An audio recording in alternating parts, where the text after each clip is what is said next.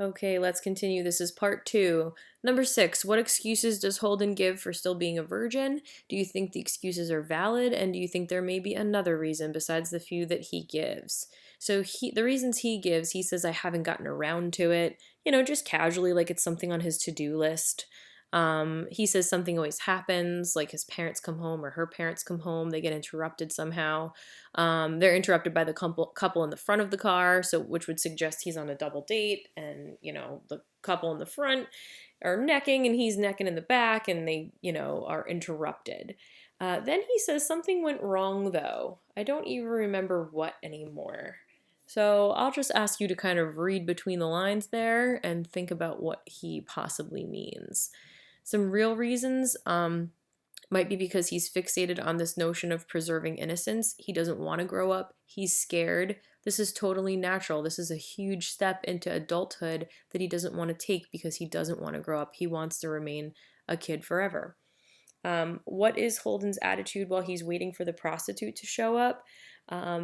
Despite what he says, how is he probably feeling? So he tells us that he kept walking around the room, which would indicate to me that he's probably super nervous. But he says, oh, I just wanted to get it over with, and he's kind of acting like this is no big deal, like losing his virginity is not a big deal. And again, of course, he's acting very nonchalant about it because that's just Holden's MO. Okay, why did Salinger name the prostitute Sunny? This is a great example of irony because he's reminding us of her innocence. She, of course, is not very innocent. She is a prostitute, but she is just a young girl. In fact, that's one of the first things that Holden notices about Sunny is that she is a girl about his age. And this is, of course, no line of work or no position that she should be in, and yet she is. Of course, Holden, in the end, ends up preserving her innocence. They do not have sex. So this is just another example of him preserving innocence. I want to talk to you about the idea of the green dress. J.D. Salinger decides to put Sunny in a green dress for good reason, and it's the same reason that he decides to make the ink on Allie's baseball mitt green. Green is always a symbol for youth, for newness. Think of spring. Everything in the spring is just being born, and it's green. So green represents that youth and that beauty and innocence and everything being very young and vivid and vibrant. And both the ink on the mitt and the green dress are reflective of that. Salinger is reminding us that this girl, Sunny, even though she is a prostitute, is extremely young, and she doesn't belong doing what she's doing. And of course, Allie was very young, and he was taken way too soon. So it emphasizes his innocence, and it emphasizes the tragedy of his death. What event, of course, is at the root of Holden's depression? Allie's death. He talks in this chapter, I think, about how he feels guilty for this one time he didn't let Allie come along when he was going to a friend's house. But this really is kind of the source of Holden's depression and the reason for why he is failing so badly at school and really and personal relationships and really everything in his life. Why doesn't Holden like the disciples? He calls them useless. He says they kept letting Jesus down. And this is probably indicative. This is Holden making a comparison between the disciples letting Jesus down and all of the people in his life letting him down. Also, we can kind of infer that he doesn't like them because Holden doesn't like followers. He finds them phony. The disciples played by the rules, and he is an offbeat hipster who doesn't like the rules. Are you surprised that Holden holds his ground against Sunny and the Pimp? Yes, I was very surprised that he held his ground. He described himself as yellow. He went through that whole scenario with the gloves about how even if he knew who stole his gloves, he wouldn't really confront them. He wouldn't do anything about it. He calls himself yellow. But here he is taking a stand against this very scary guy in this very scary situation. So I was quite surprised. And again, this is an example of him being refreshingly honest. Question number 12. He tells us how scared he was. For the first time, he's not trying to be cool and nonchalant. He says he was crying, and he tells us he was really afraid of Maurice, which was very refreshing to the reader. An example of Holden having a very vivid imagination, he is halfway to the bathroom, and he pretends that he took a bullet.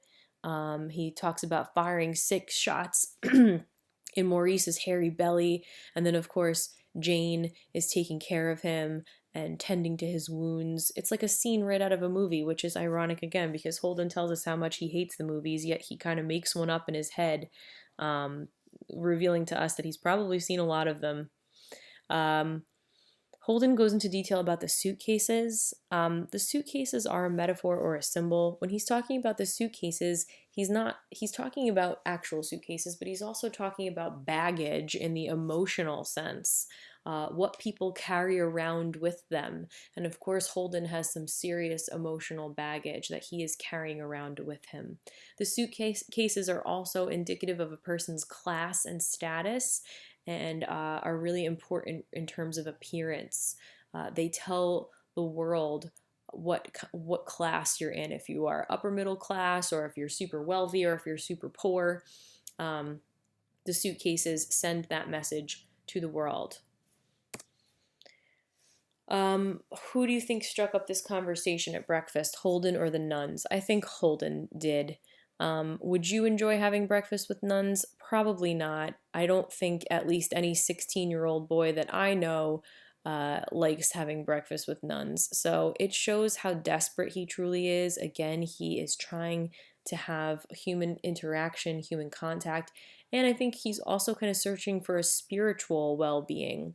Especially after the loss of Allie, he probably isn't right with God in his mind and is searching for some existential answers about life, and he may be trying to find those answers with the nuns.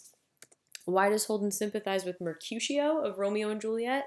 And I'm asking you to go beyond the fact that he dies and it isn't his fault. So there are obviously some very strong parallels here between Mercutio and Allie, but beyond the fact that both Mercutio and Allie die and it's not their fault, they're both described by Holden as smart and entertaining. He specifically uses those adjectives when he's describing his brother Allie to us. And also the fact that neither of them are the main character. Mercutio isn't the main character. He's not as important to people as Romeo and Juliet, which Holden appreciates. Why does Holden give them so much money, and why does he wish he'd given them more?